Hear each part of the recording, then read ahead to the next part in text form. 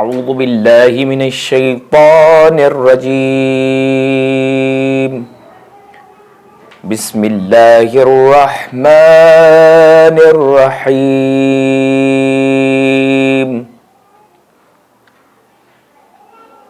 لا اقسم بهذا البلد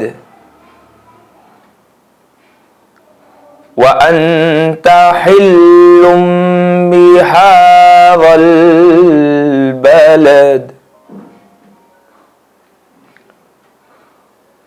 ووالد وما ولد لقد خلقنا الإنسان في كبد أيحسب أن لن يقدر عليه أحد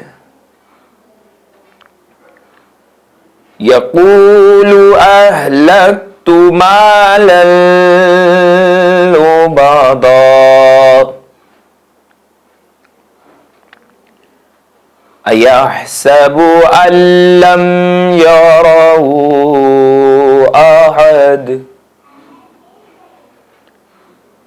ألم نجعل له عينين ولسانا وشفتين وهديناه النجدين فلاقتحم العقبة وما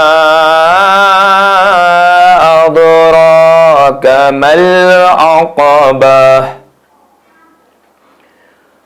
فك رقبة أو إطعام في يوم ذي مسغبة يتيما ذا مقربة أو مسكينا ذا متربة ثم كان من الذين آمنوا وتواصوا بالصبر وتواصوا بالمرحمة أولئك أصحاب الميمنة والذين كفروا بآياتنا هم أصحاب المشأمة عليهم نار مؤصدة صدق اللہ العلی العظیم اللہم صل علی محمد وآل محمد۔ اب تو ہم حضرات سے التماس ہے کہ ایک مرتبہ سورہ حمد اور 3 مرتبہ سورہ اخلاص کی تلاوت کر کے مرحومہ ریحانہ ہادی بنت ہمایوں نواب کو روح کو بخش دیں۔ بسم اللہ الرحمن الرحیم اللہم صلی علی محمد اللہم صلی علی محمد وآل محمد۔ بسم اللہ الرحمن الرحیم۔ کر دیتی ہے جو ماں وہ بھلا کون کرے گا،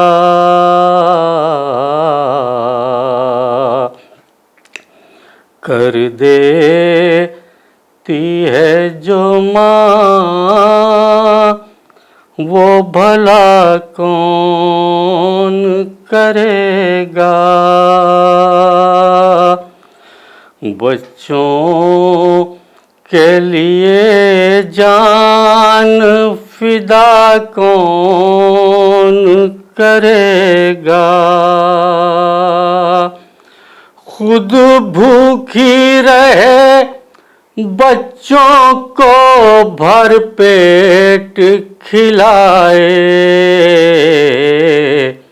یہ رسم ادا ماں کے سوا کون کرے گا، کر دیتی ہے جو ماں وہ بھلا کون کرے گا۔ ماں مثل چراغوں کے جلا کرتی ہے گھر میں،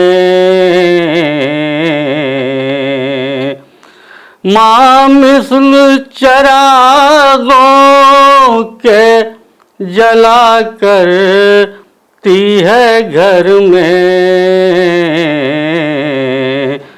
جز ماں کے یہ سامان ضیاء کون کرے گا، کر دیتی ہے جو ماں وہ بھلا کون کرے گا۔ ناراض نہ کرنا کبھی ماں باپ کو لوگو، ناراض نہ کرنا کبھی ماں باپ کو لوگو، اللہ کو راضی بخدا کون کرے گا، کر دیتی ہے جو ماں وہ بھلا کون کرے گا۔ ایک رات کا جب قرض ادا ہو نہیں سکتا، کل قرض بھلا ماں کا ادا کون کرے گا،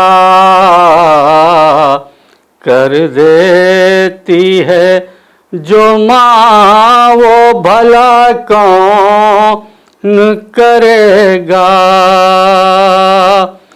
خالق نے کیا خلق اسی واسطے ماں کو،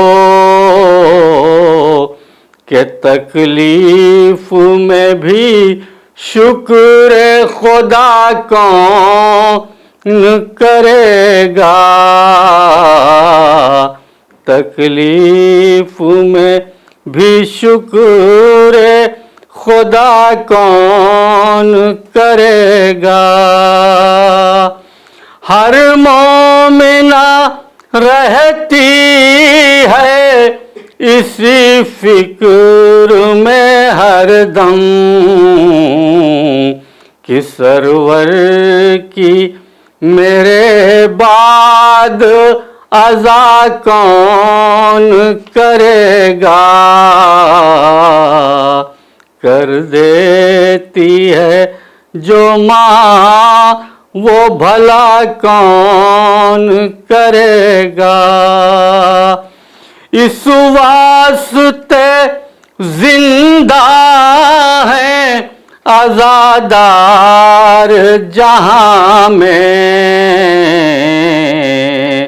کہ زخم دل زہرا کی دوا کون کرے گا، کر دیتی ہے جو ماں وہ بھلا کون کرے گا۔ زہرا نے پیغمبر سے کہا اے میرے بابا، غم میں میرے بچے کے بکا کون کرے گا، کر دیتی ہے جو ماں وہ بھلا کون کرے گا. ہے ساتھ زہیر اپنے اگر ماں کی دعائیں تا حشر بھلا ہوگا برا کون کرے گا. کر دیتی ہے جو ماں وہ بھلا کون کرے گا. کر دیتی ہے جو ماں. ایک مرتبہ سورہ الحمد اور 3 دفعہ سورہ قل اللہ کی تلاوت فرما کر مرحومہ ریحانہ ہادی بنت مرحوم ہمایوں نواب صاحب کی روح کو، اہلیہ مرحومہ جناب ہادی علی صاحب، ان کے اہلیہ مرحومہ ریحانہ ہادی صاحبہ کی روح کو اصال کر دیں. بسم اللہ الرحمن الرحیم. الحمد للہ رب العالمین الرحمن الرحیم مالک یوم الدین ایاک نعبد و ایاک نستعین اهدنا الصراط المستقیم صراط الذین انعمت علیہم غیر المغضوب علیہم ولا الضالین. بسم اللہ الرحمن الرحیم. قل هو اللہ احد اللہ الصمد لم یلد ولم یولد ولم یکن له کفوا احد. بسم اللہ الرحمن الرحیم. قل هو اللہ احد اللہ الصمد لم یلد ولم یولد ولم یکن له کفوا احد. بسم اللہ الرحمن الرحیم. قل هو اللہ احد اللہ الصمد لم یلد ولم یولد ولم یکن له کفوا احد. اللهم صل علی محمد وآل محمد. اللهم صل علی محمد. فاتحہ. بسم اللہ الرحمن الرحیم. الحمد للہ رب العالمین الرحمن الرحیم مالک یوم الدین ایاک نعبد و ایاک نستعین اهدنا الصراط المستقیم صراط الذین انعمت علیہم غیر المغضوب علیہم ولا الضالین. اعوذ باللہ السمیع العلیم من الشیطان الرجیم. بسم اللہ الرحمن الرحیم. الحمد للہ رب العالمین والصلاة والسلام علی اشرف الانبیاء والمرسلین خاتم النبیین رحمت للعالمین ابی القاسم محمد بسم اللہ علیہ محمد وآلہ الطیبین الطاہرین المعصومین المظلومین لا سیما بقیت اللہ فی الارضین ارواحنا وارواح العالمین لتراب مقدمہ الفدا ولعنت اللہ علی اعدائہم وغاصب حقوقہم وقاتلیہم اجمعین. اما بعد. قال رسول اللہ صلی اللہ علیہ وآلہ وسلم فاطمۃ بضعۃ منی. صلوات پڑھیں محمد وآل محمد. ایک مرحومہ کے ایصال ثواب کی مجلس ہے اور اسی ایصال ثواب کی غرض سے یہ حدیث شریف میں نے آپ کے سامنے پیش کی ہے. مشہور و معروف حدیث ہے، اکثر ہم لوگ اس حدیث کو سنتے رہتے ہیں. معتبر حدیث ہے، متفق علیہ حدیث ہے. اس حدیث میں ختمی مرتبت پیغمبر اکرم حضرت محمد مصطفیٰ صلی اللہ علیہ وآلہ وسلم نے اپنی عظیم الشان بیٹی صدیقہ طاہرہ شہزادی کونین حضرت فاطمہ زہرا سلام اللہ علیہا کی عظمتوں کی جانب اشارہ فرمایا ہے اور ان کی اہمیت کو دنیا کے سامنے پیش کیا ہے. تاریخ تشیع میں آج ہمارے لیے اگر کوئی شخصیت اور کوئی ذات مکمل طور پر آئیڈیل اور نمونہ عمل ہے تو پہلی ذات پیغمبر اکرم کی ہے، اور پیغمبر کے ساتھ ساتھ جو ذوات قدسیہ ہمارے لیے نمونہ عمل اور آئیڈیل ہیں ان میں امیر المومنین مولا متقیان علیہ الصلاۃ والسلام کی ذات گرامی ہے اور ساتھ ہی شہزادی کونین کی ذات گرامی ہے، اور اس گھرانے کے دیگر ائمہ معصومین ہمارے نمونہ عمل ہیں. یہ وہ شخصیتیں ہیں کہ جن کا مقابلہ کسی اور دنیا کی شخصیت سے نہیں ہو سکتا ہے، ان کے مقابلے میں کسی اور کو نہیں لایا جا سکتا ہے. آج ضرورت ہے کہ ہم کوشش کریں کہ ان افراد کو کسی حد تک صحیح پہچان سکیں. ہمیں آل محمد کی معرفت کسی حد تک حاصل ہو سکے. اور یہ ایام عزا ہے، امام حسین علیہ الصلاۃ والسلام سے منسوب مہینہ ہے. اس میں بہترین فرصت ہے، بہترین بہانہ ہے ہمارے لیے آل محمد علیہ الصلاۃ والسلام کو پہچاننے کا، اور ان کے ذریعے سے دین کی معرفت کا، اور ان چیزوں کے ذریعے سے خدا کو پہچاننے کا، خدا کی معرفت کا. اور ایصال ثواب کا بھی مفہوم ہی یہ ہے کہ ہمارے سامنے وہ پیغامات اور وہ تعلیمات ہوں جس کی وجہ سے خوشنودی پروردگار حاصل ہو سکے، جو سبب بنے گا جانے والے کے لیے ایصال ثواب کا. ابتدا میں جملہ عرض کر دوں کہ ان حالات میں، جن حالات سے ہم لوگ گزر رہے ہیں اور جس کا ایک خود نتیجہ یہ آپ کے سامنے جو مجلس آن لائن کی شکل میں پیش کی جا رہی ہے، یہ ہمارے سامنے حالات ہی ہیں. ہم اولاً اللہ کی بارگاہ میں مایوس نہ ہوں، بلکہ اللہ کی مصلحت کے آگے راضی برضا رہیں اور اپنی حد تک دعا کرتے رہیں کہ اللہ ان حالات کو دوبارہ اپنے جن حالات سے ہم لوگ گزر رہے تھے یہ ختم ہوں، اور پھر یہ حالات نارمل ہو جائیں انشاءاللہ، اور اس وبا اور اس کرونا کا خاتمہ ہو جائے انشاءاللہ. ہمیں اولاً اللہ کی بارگاہ سے مایوس نہیں ہونا چاہیے، یقین رہنا چاہیے کہ جو مصلحت پروردگار ہو، جو مشیت خدا ہو، اس کے آگے ہم کو سر کو جھکانا ہے اور سر تسلیم کو خم کرنا ہے. لیکن اس کے ساتھ ساتھ ایک اور چیز جو قابل غور ہے اور سوچنے کی ہے کہ ان حالات میں ہمیں اگر آن لائن مجلسیں کر رہے ہیں تو اولاً اس سے یہ بھی ایک درس اور پیغام لینا ہے کہ ہماری شریعت اور ہمارا دین ہمیں تمام حالات میں اپنی پہچان اور اپنی شناخت کو باقی رکھنے کا حکم دیتا ہے. اس زمانے میں اپنی شناخت اور پہچان کو باقی رکھنے کا ایک راستہ اور ایک طریقہ یہ بھی ہے کہ جو حالات ہمارے سامنے ہیں اور کرونا جیسی ایک بدترین وبا سے ہم لوگ گزر رہے ہیں، اس میں جس حد تک ہم سے احتیاط ہو سکے، چونکہ یہ شریعت کا ہمارے لیے حکم ہے، ہمارے دین کا حکم ہے، ہم احتیاط کریں، دوسروں کو بھی اس احتیاط کا پیغام دیں. یعنی ہمیں خود اپنے کو محفوظ رکھنا ہے، دوسروں کو محفوظ رکھنا ہے.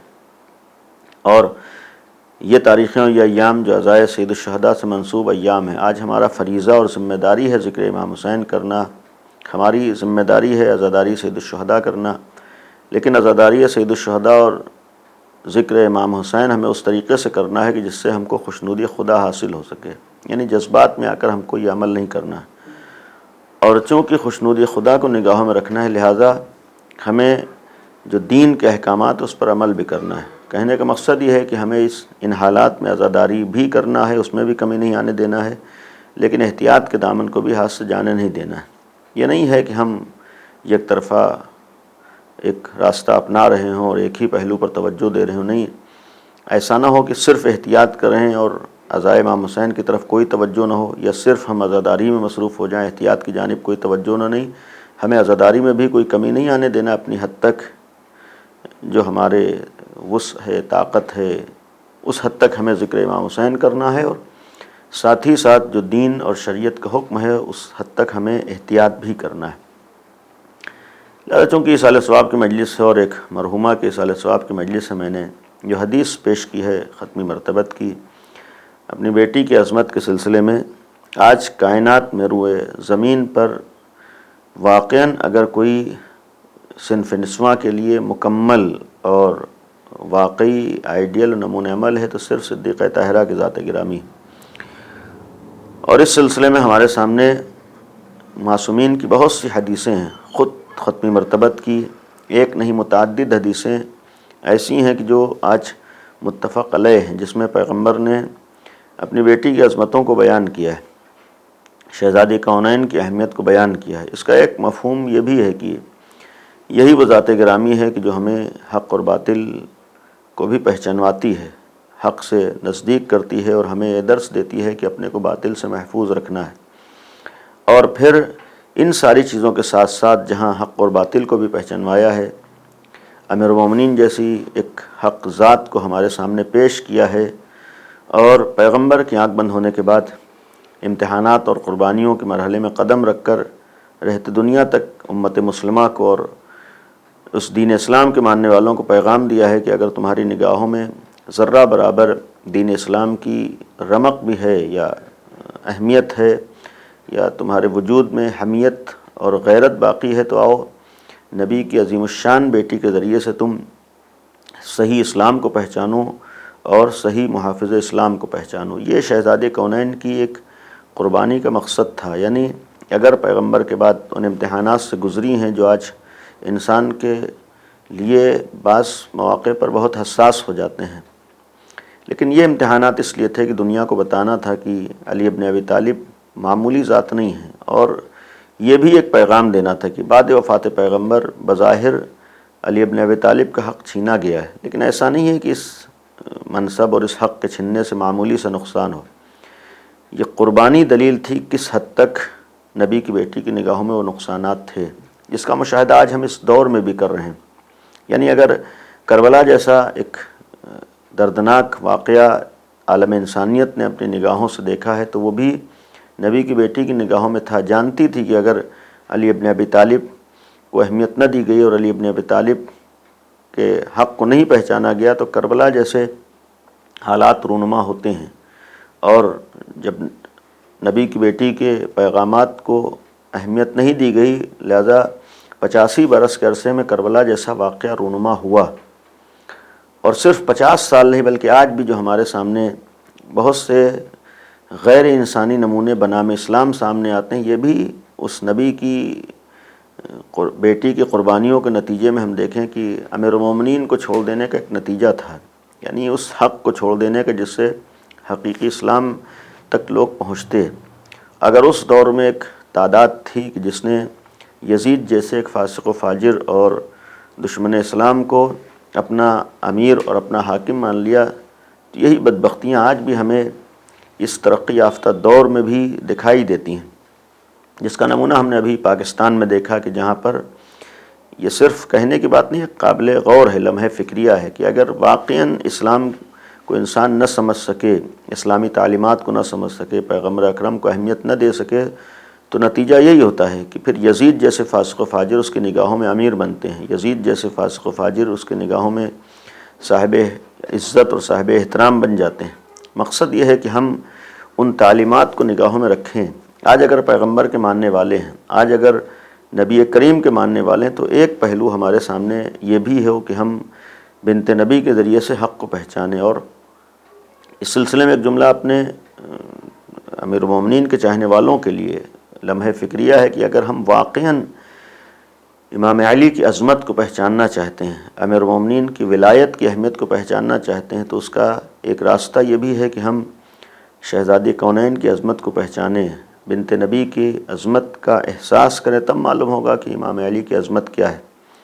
ورنہ آج دوسروں پر اعتراض کر دینا اور دوسروں پر انگلی اٹھا دینا آسان ہے، لیکن خود ایک قابل غور چیز ہمارے درمیان یہ ہے کہ اگر ہم ولایت علی سے وابستہ ہیں تو کس حد تک ہم اس ولایت کے تقاضوں کو پورا کرنے میں کامیاب ہوتے ہیں۔ ورنہ بنت نبی نے اتنی بڑی قربانی اگر پیش کی ہے تو خود یہ بھی پیغام تھا کہ اپنی نگاہوں سے علی کو نہ دیکھو، اپنی نگاہوں سے ولایت علی کو نہ دیکھو، بلکہ نبی کی بیٹی کی قربانیوں سے پہچانو کہ یہ علی ابن ابی طالب کی عظمت کیا ہے اور ان کی ولایت کی عظمت کیا ہے۔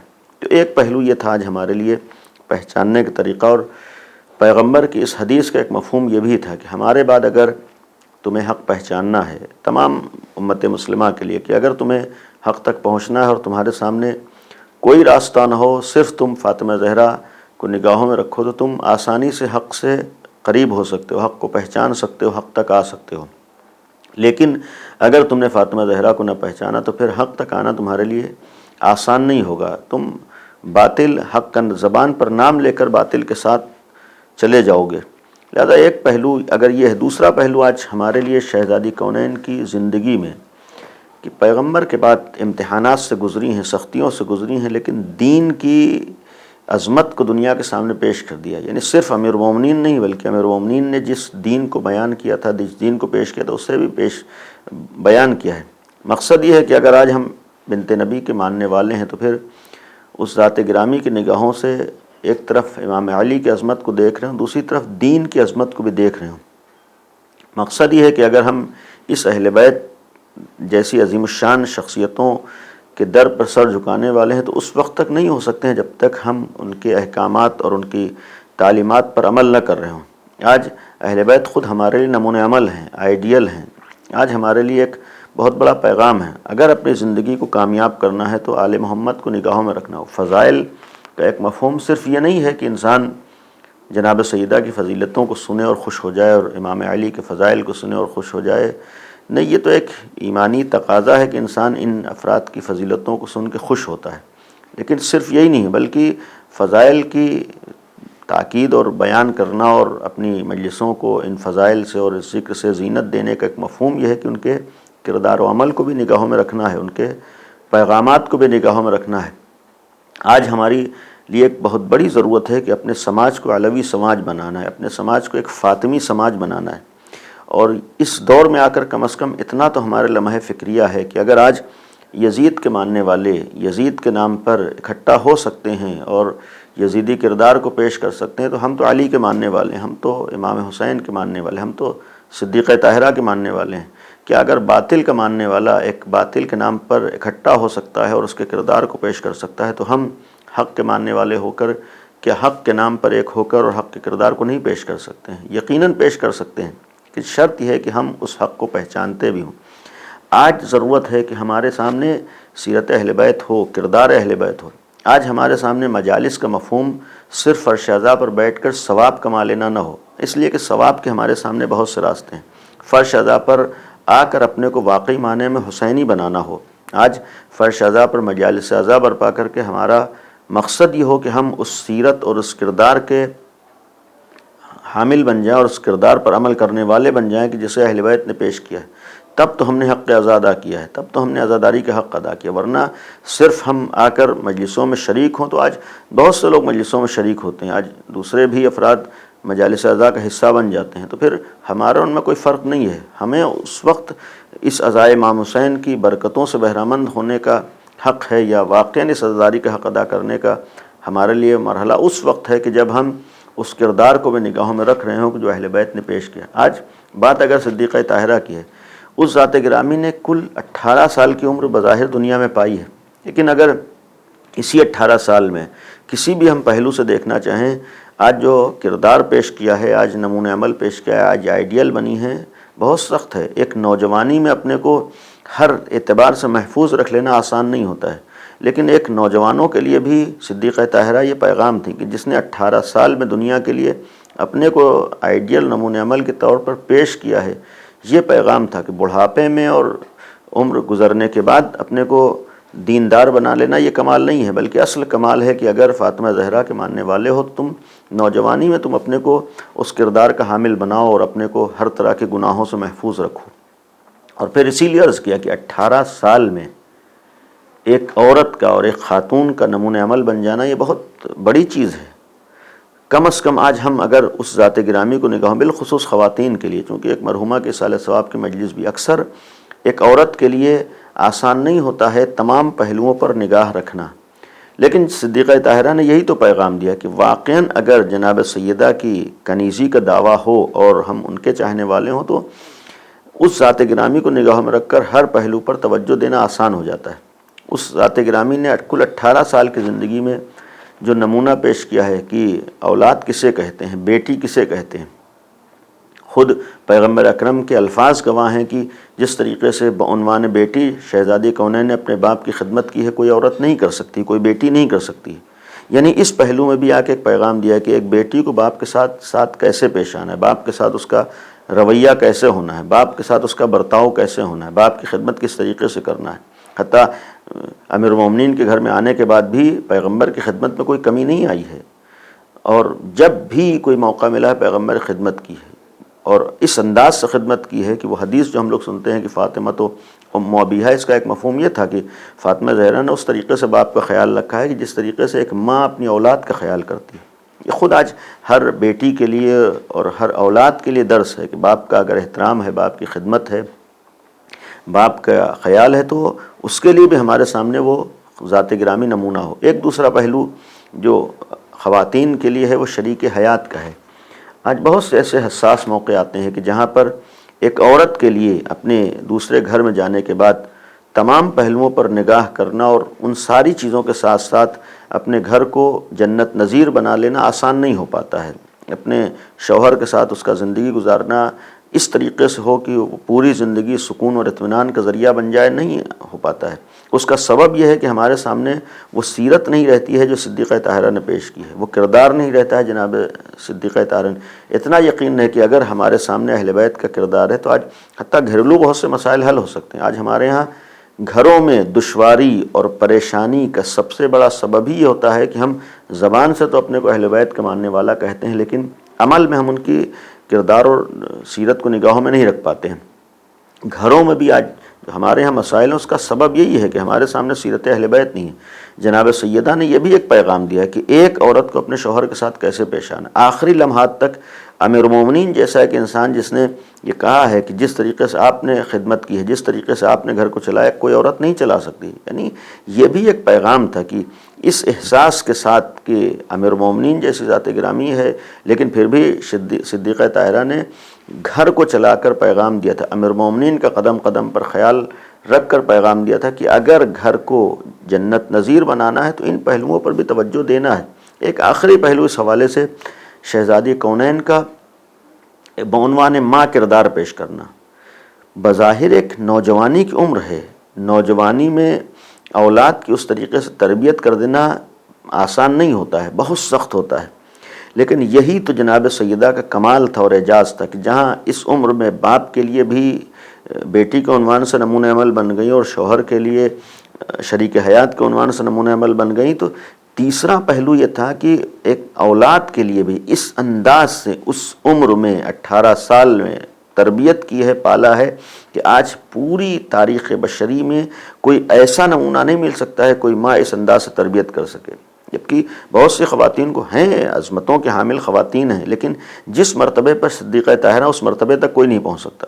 البتہ تربیت کے ہمارے ہاں الحمدللہ دوسرے بہت سے نمونے ہیں، مثلا جناب ام البنین ہیں، اور یہ دوسرے خواتین ہیں، دوسری مائیں ہیں، اہل بیت کے گھرانے میں معصومین کی مائیں، ان کی عظمتیں اپنی جگہ مسلم ہیں، لیکن جو کردار، جو سیرت اور جو انداز شہزادی کونین کا ہے وہ کسی اور کا نظر نہیں آتا ہے۔ واقعاً اس انداز سے تربیت کی ہے۔ امام حسن، امام حسین جیسے بیٹے ہیں، جناب زینب جیسی ایک خاتون ہے جس کی تربیت کی ہے۔ یہ بھی آج کربلا اگر ہمارے سامنے ہے اور یہ کربلا کا پیغام ہم تک پہنچا ہے تو یہ بھی جناب سیدہ کی ایک تربیت کا نمونہ بھی تھا۔ یعنی امام حسین اپنی جگہ امام وقت ہیں، مسلم ہے، جناب زینب امام حسین کی بہن ہے، لیکن یہ بھی اگر امام حسین کی قربانی کو دنیا میں کسی نے پہنچایا ہے تو وہ جناب زینب تھیں، اور اتنی بڑی قربانیاں اگر جناب زینب نے دی ہیں تو یہ بھی ماننا پڑے گا کہ جناب سیدہ کی تربیت کا ایک اثر تھا جسے جناب زینب پیش کر رہی تھی، اور اس اثر کا ایک نمونہ یہ تھا کہ جناب زینب نے اس انداز سے سیرت اور کردار کو اپنایا ہے کہ اپنے دین اور اپنے بابا امیر المومنین یعنی محافظ دین کے لیے باعث زینت بنی ہے۔ یہ جو ایک نام ہے زینب، زینب کا مطلب یہ ہے کہ باپ کے لیے زینت، یعنی کس کے لیے؟ معمولی کوئی باپ نہیں ہے، امام علی جیسا جو واقعاً تاریخ بشری میں ایک پوری کائنات کے لیے نمونہ عمل ہے، آئیڈیل ہے، اور اس ذات گرامی تک دنیا کا کوئی انسان نہیں پہنچ سکتا ہے۔ ایسے علی کے لیے زینت بن جانا یہ آسان نہیں ہے، دوسروں کے لیے ناممکن ہے، لیکن جناب سیدہ نے اس انداز سے تربیت کی تھی کہ جناب زینب کو زینب بنایا ہے۔ مقصد یہ ہے کہ ایسی تربیت کی ہے کہ امام علی کے لیے باعث زینت بنائے۔ یہ آج ہر خاتون کے لیے پیغام تھا، آج ہر عورت کے لیے پیغام تھا، آج ہر چاہنے والے کے لیے پیغام تھا کہ واقعاً تربیت ہو تو جناب زینب کی طرح سے ہو، جناب زینب کو سامنے رکھ کر ہو، یعنی اس انداز سے تربیت ہو کہ آج ہماری اولاد دین کے لیے باعث زینت بنے، دین کے لیے باعث افتخار بنے۔ یہ جو ایک حدیث ہمارے ہاں معمولاً بیان ہوتی ہے کہ پیغمبر نے فرمایا کہ الجنت تحت اقدام امہاتکم، یہ جنت تمہارے ماؤں کے قدموں کے نیچے ہے۔ یہ نبی کریم کا جملہ کہ جنت ماؤں کے قدموں کے نیچے ہے، اس میں ایک پہلو تو یہ ہے کہ ہاں اولاد کو خیال کرنا ہے، ماں کے ان کے اچھا سلوک کرنا ہے، ماں کے حقوق ادا کرنا ہے، ماں کے ساتھ حسن سلوک کرنا ہے، یہ ساری چیزیں اپنی جہاں مسلم ہیں۔ یعنی یہ ذمہ داریاں اگر اس حدیث میں اولاد کے بیان ہو رہی تو دوسری طرف ایک ماں کو بھی احساس دلایا گیا ہے، یعنی اس حدیث میں کہ جنت ماؤں کے قدموں کے نیچے خالی اولاد کے لیے نہیں ہے، ہاں اولاد کو اگر جنت جانا ہے تو ماں کا احترام کرنا ہوگا، ماں کی خدمت کرنی ہوگی، لیکن دوسری طرف ایک ماں کو بھی پیغام دیا ہے کہ گویا اللہ نے اولاد کی جنت کا اختیار ماں کو دیا ہے، جنت ماؤں کے قدموں کے نیچے۔ اس کا مطلب یہ ہے کہ اگر ایک ماں واقعاً خیال کر لے اور صحیح تربیت کر دے تو اپنی اولاد کو جنتی بنا سکتی ہے، جنت تک پہنچا سکتی ہے۔ یہ گویا معمولی چیز نہیں ہے، گویا اللہ نے اس وقت اولاد کو ماں کے اختیار میں دیا ہے جب کچھ نہیں ہے۔ جب وہ کچھ نہیں ہے تو بنیاد رکھنا، نیو رکھنا، یہ ماں کا کام ہے۔ جب ماں کا کام ہے تو ایسی بنیاد رکھے، ابتدا میں ایسی تربیت کرے کہ جس کی وجہ سے وہ جنت کے راستے پر رہے، جنتی بن جائے، جنت تک پہنچ جائے۔ یہ ایک پیغام پیغمبر اکرم کا ہر ماں کے لیے ہے، معمولی ذمہ داری نہیں ہے۔ اور پھر یہاں پر ایک چیز قابل غور ہے کہ اگر جنت ماں کے اختیار میں دی ہے، اولاد کو جنتی بنانا ہے تو جنت دنیا میں نہیں ہے بلکہ دنیا سے جانے کے بعد ہے۔ اگر جنت دنیا میں نہیں ہے، دنیا سے جانے کے بعد ہے، تو کم از کم ایک ماں کو یہ بھی احساس ہونا چاہیے اور احساس کرنا ہے کہ اپنی اولاد کی صرف دنیا کی فکر نہیں کرنا ہے بلکہ دنیا سے زیادہ آخرت کی فکر کرنا ہے۔ ماں اپنی اولاد کی محبت میں آج دنیا کے لیے کتنی زحمتیں کرتی ہے، کتنی مشقتیں برداشت کرتی ہے، کتنی دشوار مرحلوں سے گزرتی ہے، لیکن واقعاً محبت کا مطلب یہ ہے کہ خالی دنیا کی فکر نہ ہو، بلکہ محبت کا مطلب ہے کہ اگر دنیا کی فکر ہے تو اس سے زیادہ آخرت کی فکر ہے۔ یعنی ایک ماں ہونے کی حیثیت سے یہ ذمہ داری سب سے بڑی ہے کہ اپنی اولاد کو جنت تک پہنچانا ہے، جنتی بنانا ہے۔ دنیا میں ہو سکتا ہے اس کے سامنے دشواریاں ہوں، پریشانیاں ہو جائیں، لیکن یہ دشواریاں اور پریشانیاں تو گزر جائیں گی۔ ماں ہونے کا حق اسی وقت ادا ہوگا کہ جب ہماری اولاد صاحب جنت بن جائے، جنتی بن جائے، یعنی وہاں اسے نقصان نہ ہو۔ اب ظاہر سی بات ہے کہ ایک علی کا چاہنے والا اور اہل بیت کے ماننے والا اتنا ضرور جانتا ہے کہ جنتی کسے کہتے ہیں، جنت کے راستے پر چلنے والا کون ہوتا ہے۔ اگر یہ ہم کو جنتی بنانا ہے تو پھر بچپن سے، ابتدا سے ہمیں توجہ دینا ہوگی کہ انہیں کن چیزوں پر توجہ دینا ہے۔ لہذا یہ بھی ایک کردار کا ایک پہلو تھا جو پیغام کے طور پر پیش کیا ہے۔ اور صرف یہ شہزادی کونین نہیں بلکہ یہی کردار اگر ہم ملاحظہ کریں تو اہل بیت کے گھرانے میں سب سے پہلی فرد جو نظر آتی جناب زینب ہے۔ یعنی جو کردار جناب سیدہ پیش کریں وہی کردار جناب زینب نے پیش کیا ہے۔ تربیت کے حوالے سے بھی جناب زینب کا ایک کردار، چونکہ کربلا کا اور اہل بیت کا گھرانے کا مزاج یہ ہے کہ وہاں ایک ادب اور احترام اس انداز اور اس طریقے کا بھی ہے کہ بڑے کے ہوتے ہوئے چھوٹا اپنے کو ظاہر نہیں کرتا ہے۔ یہ اہل بیت کے گھرانے کا ایک ادب ہے، احترام ہے۔ یعنی اگر اہل بیت کے گھرانے کے بعض کردار کی عظمت اور اہمیت ہمارے سامنے نہیں آ پائی ہے، اس کا سبب اور راز یہ ہے کہ جب اس سے بڑا موجود ہے، اس سے زیادہ کمال والا موجود، تو بعد والوں کے کمالات سامنے نہیں آ پاتے ہیں۔ کہنے کا مقصد ہے کہ جناب اون و محمد بھی معمولی عظمتوں کے حامل نہیں ہے، ان کے بھی کمالات معمولی نہیں ہیں، لیکن چونکہ اسی وقت جس وقت جناب اون و محمد ہیں، مثلا جناب علی اکبر موجود ہے، جناب عباس موجود ہیں، خود امام حسین موجود ہیں، ایسے افراد کے ہوتے ہوئے آسان نہیں تھا کہ جناب اون محمد کے کمالات کو پہچان لیا جاتا ہے۔ وجہ یہ ہے کہ جناب اون محمد کے کمالات تک لوگوں تک نہیں پہنچ سکے۔ اگر صاحب کمال جناب اون محمد ہیں تو اتنا یقین رکھیے کہ یہ بھی جناب زینب کی تربیت کا ایک نمونہ تھا۔ یہ کربلا میں سامنے آیا ہے، اور یہ جناب اون محمد کی تربیت کا نمونہ پیش کر کے کربلا میں امام حسین پر قربان کر کے پیغام دیا کہ واقعاً تربیت اسی کو کہتے ہیں کہ ہماری اولاد دین کے کام آ سکے، دیندار بن سکے۔ آج ہم اگر لاکھ ماں اپنے کو سمجھتے ہوں اور کوئی بھی خاتون ہو، ماں ہونے کے دعوے دار، اس وقت تک ماں کا حق ادا نہیں ہو سکتا جب تک اپنے اولاد کو دیندار نہ بنا دے۔ اور اگر ہم اپنے اطراف میں جائزہ لیں، اتنا یقین ہے کہ اولاد کے دیندار ہونے کا سب سے بڑا ذریعہ اور سبب ماں کا وجود ہوتا ہے۔ اگر ہم مشاہدہ کریں، انہی گھروں میں دینداری دکھائی دیتی ہے، وہی اولاد زیادہ دین سے آشنا ہوتے ہیں، وہی اولاد نماز روزے کے پابند ہوتے ہیں جہاں پر مائیں خود پابند ہوتی ہیں۔ اگر ماں خود پابند نہ ہو تو آسان نہیں ہوتا ہے کہ اولاد دیندار بن جائے۔ آج یہ کربلا ہمیں پیغام دیتا ہے، یہ سیرت اہل بیت ہمیں پیغام دیتی ہے، یہ مجالس اعزاں کا بہترین سلسلہ۔ ان حالات میں آج وہ امکانات نہیں ہیں کہ سب آزادی کے ساتھ تمام مجلسوں میں شریک ہو سکے، لیکن اب تک ہم نے کتنی مجلسیں کی تھیں۔ ان حالات میں بھی ہم کسی حد تک مجلسیں کر رہے ہیں، آئندہ بھی ہم مجلسیں کریں گے انشاءاللہ، لیکن صرف مجلسوں میں شریک ہو کر ہم چلے آئے، یہ ہم نے حق ادا نہیں ادا کیا ہے۔ مجلسوں سے شریک ہو کر ہم سیرت اہل بیت کا پیغام لے کر آئے ہیں، ہم نے جناب سیدہ کے پیغام کو سمجھا ہے، جناب زینب کے پیغام کو ہم نے نگاہوں میں رکھا ہے۔ ختم کر رہا ہوں، ایک پہلو آج قابل غور ہے کہ آج کنیزان جناب سیدہ، شان سے ہم فخر ہے کہ ہم کنیز جناب سیدہ ہوں، کنیز جناب زینب ہوں، لیکن کم از کم یہ بھی تو سوچنا ہے کہ اگر ہم نے اپنے لیے عنوان قائم کیا تو اس عنوان کی لاج رکھنی ہے۔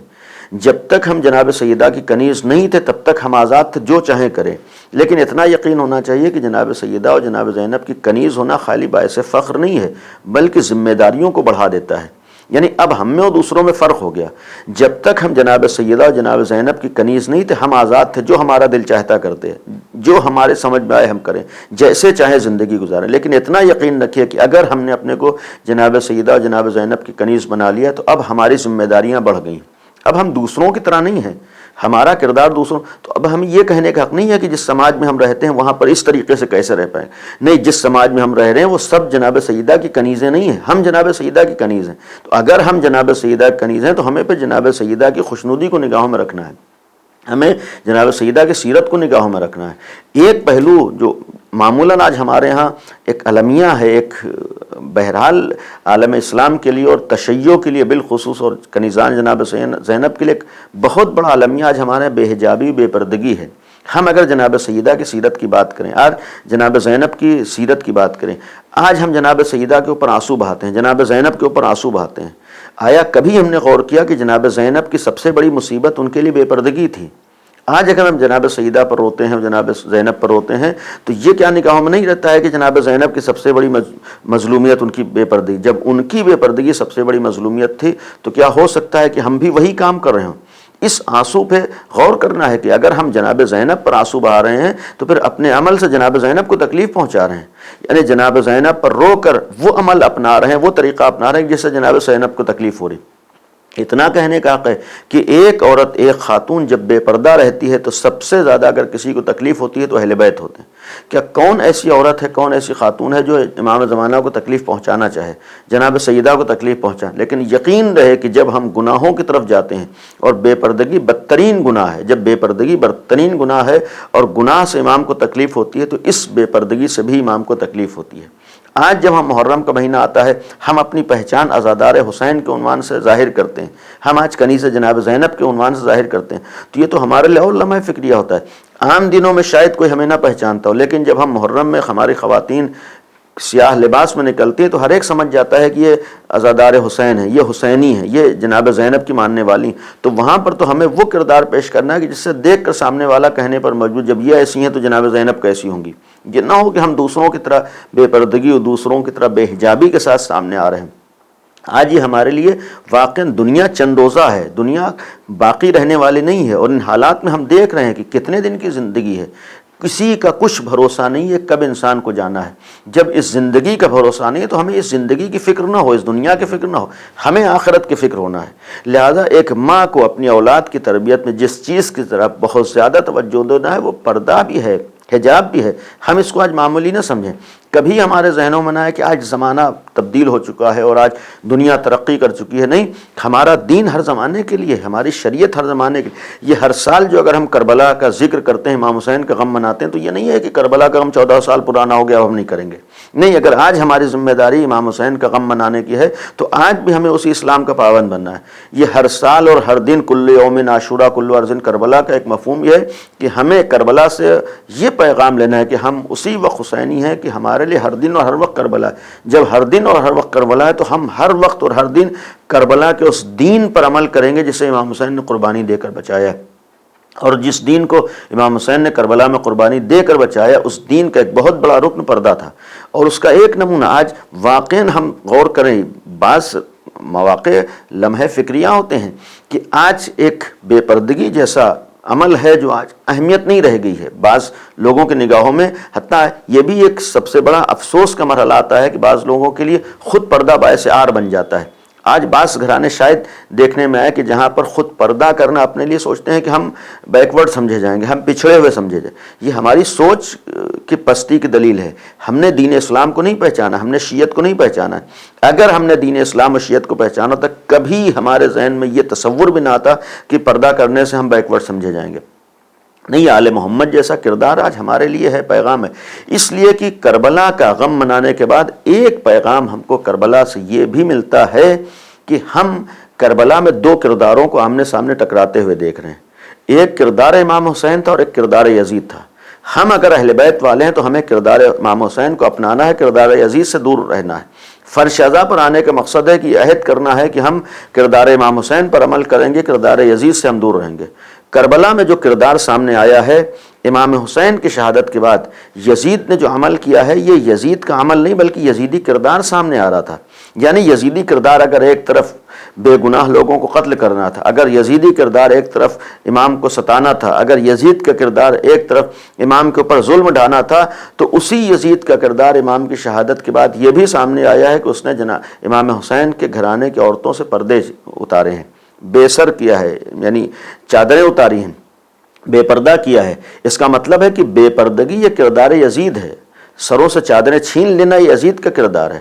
گویا پردہ اگر کسی کو برداشت نہیں ہے، وہ کربلا میں خود یزید بیان کر رہا ہے کہ ہمیں اہل بیت کے گھرانے میں خواتین کے سروں پر پردہ برداشت نہیں ہے۔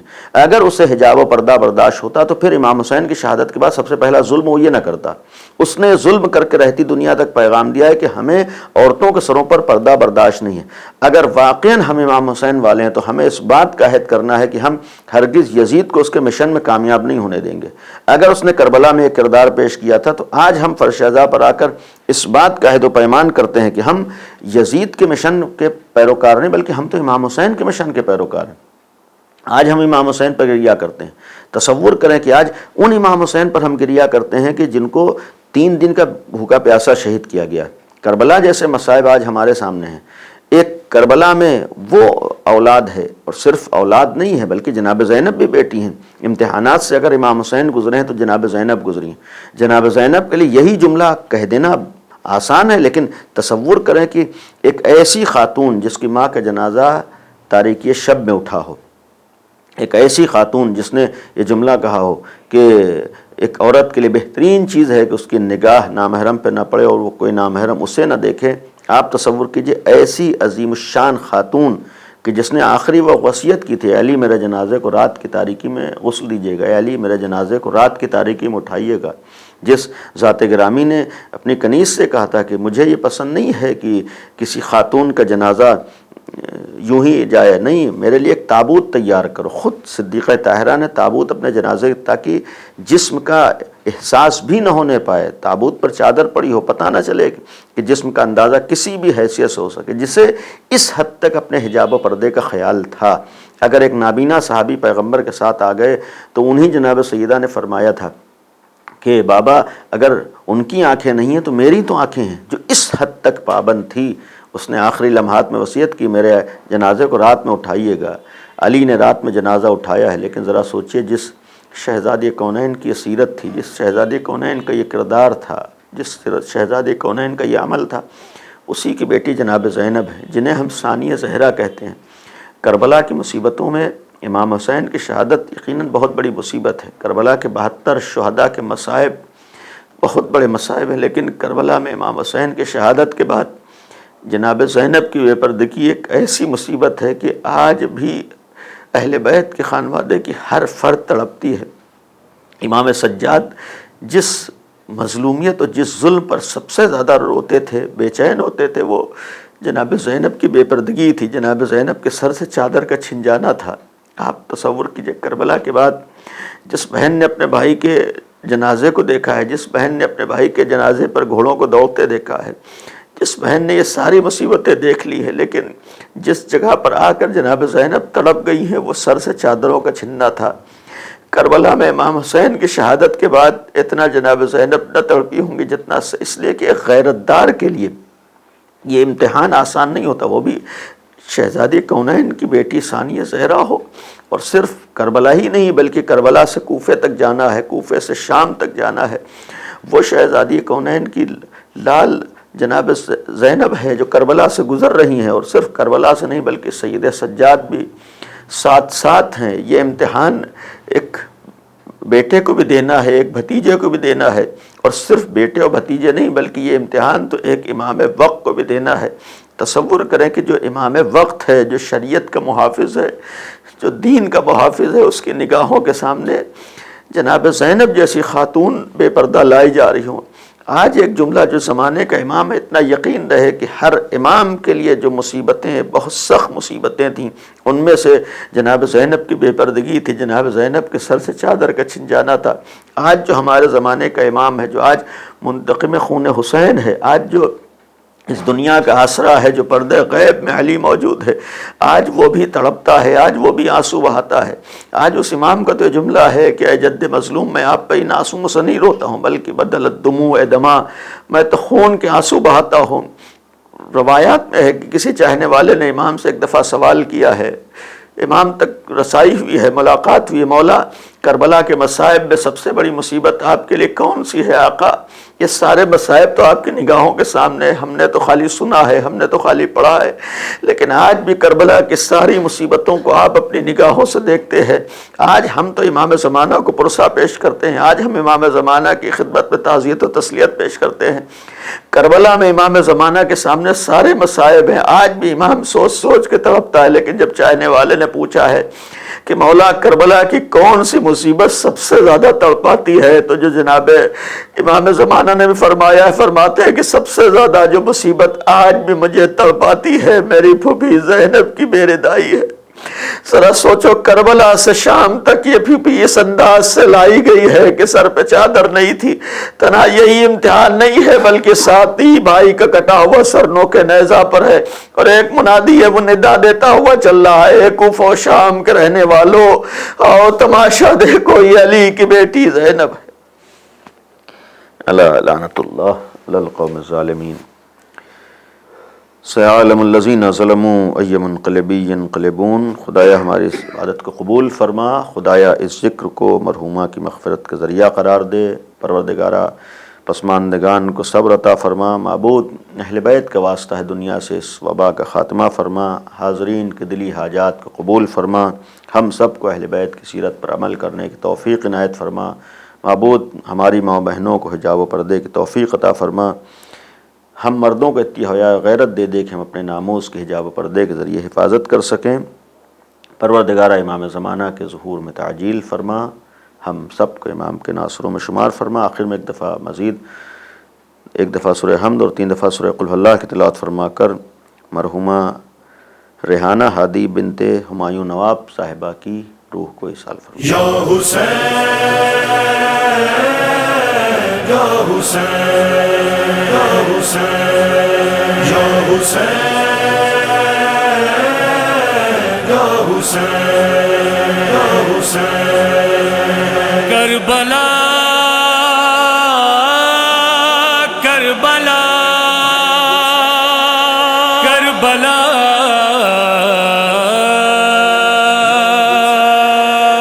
کربلا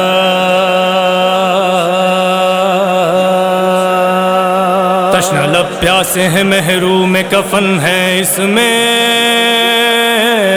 زندگی بانٹنے والوں کے بدن ہے اس میں، بدن ہے اس میں، ارے لاکھ ہو دشمن جہاں دے چکے سرور زبان، بن کے بقا کر وہ بلا زندہ رہے گی، یا حسین یا حسین یا حسین یا حسین کربلا زندہ رہے گی، یا حسین یا حسین کربلا زندہ رہے گی، یا حسین کربلا زندہ رہے گی، یا حسین یا حسین کربلا زندہ رہے گی۔ اے مریضان جہاں اس سے نہ ہونا غافل، فخر عیسیٰ کا لہو اس میں ہوا ہے شامل، کربلا عشق مرادان منی سوز دلم، دور کرتی ہے بلا ہر مرض کی ہے دوا، اہل دنیا کے لیے خاک شفا زندہ رہے گی، بخدا بخدا زندہ رہے گی، ہاں کربلا زندہ رہے گی، یا حسین یا حسین کربلا زندہ رہے گی، یا حسین کربلا زندہ رہے گی، یا حسین یا حسین کربلا زندہ رہے گی۔ لاکھ تم ہم پہ چلاتے رہو خنجر بھالے، ہم آزادار ہیں ہرگز نہیں مٹنے والے، کربلا عشق مرادان منی سوز دلم، رکھ کے کہتے ہیں جبیں ہے ہمارا یہ یقین، فاطمہ بنت پیغمبر کی دعا زندہ رہے گی، بخدا بخدا زندہ رہے گی.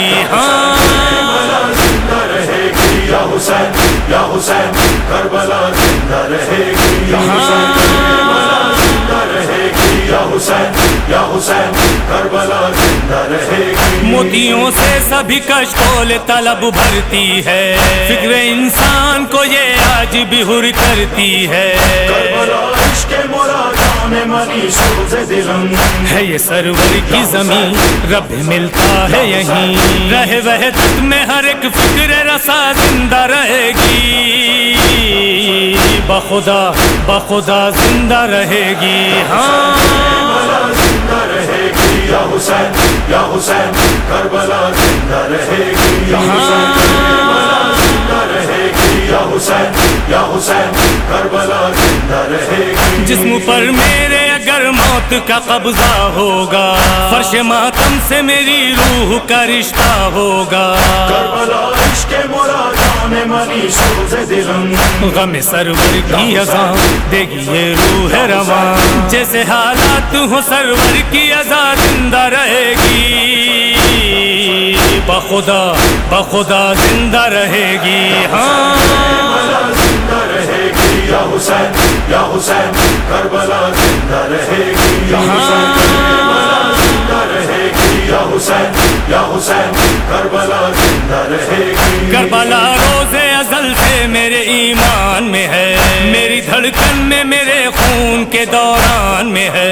کربلا عشق مرادان منی سوز دلم یہ ہے شاہد مشہور ہے, اسی سے یہ وجود ہے مجھے اس کا یقین. بات قضا زندہ رہے گی. بخدا بخدا زندہ رہے گی. ہاں کربلا زندہ رہے گی یا حسین یا حسین کربلا زندہ رہے گی یا حسین کربلا زندہ رہے گی یا حسین یا حسین کربلا زندہ رہے گی. اکبر کے لگانے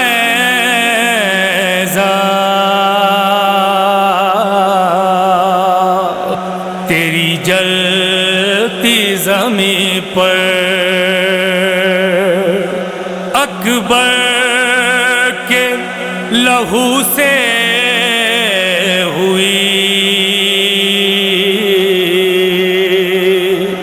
مقتل کی زمین تر. اے کرب و بلا آج تو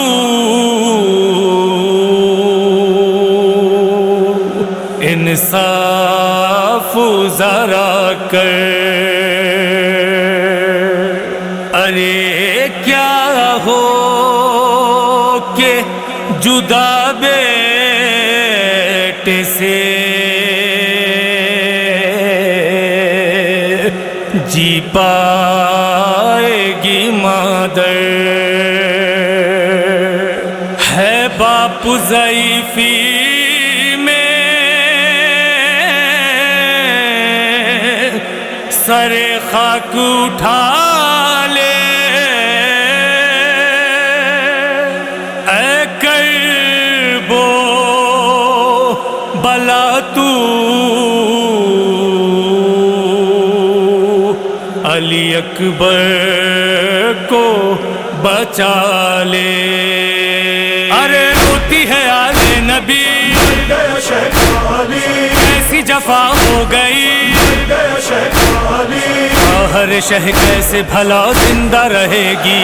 کربلا زندہ رہے گی یا حسین یا حسین کربلا زندہ رہے گی یا حسین کربلا زندہ رہے گی یا حسین یا حسین کربلا زندہ رہے گی. کوئی باقی نہیں رہتا یہ خبر ہے ہم کو, یا حسین خان حسین موت کی یہ بھی مسلم ہے حقیقت دیکھو.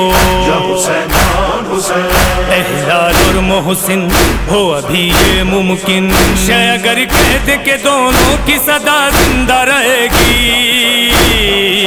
بخدا بخدا زندہ رہے گی. ہاں کربلا زندہ رہے گی یا حسین یا حسین کربلا زندہ رہے گی یا حسین کربلا زندہ رہے گی یا حسین یا حسین کربلا زندہ رہے گی گریا ماتم کی صدا زندہ